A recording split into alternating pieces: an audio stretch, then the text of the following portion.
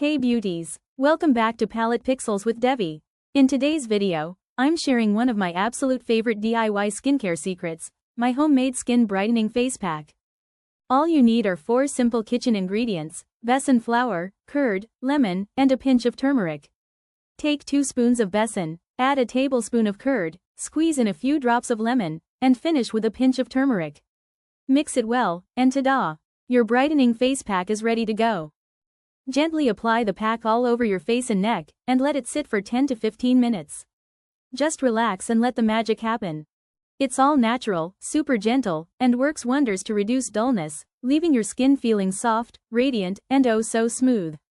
And yes, it also helps lighten tan over time, so with a little patience, you'll love the glow up this pack gives.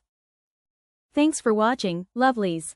Don't forget to like, share, and subscribe for more glow up secrets with Palate Pixels with Devi. See you in the next one.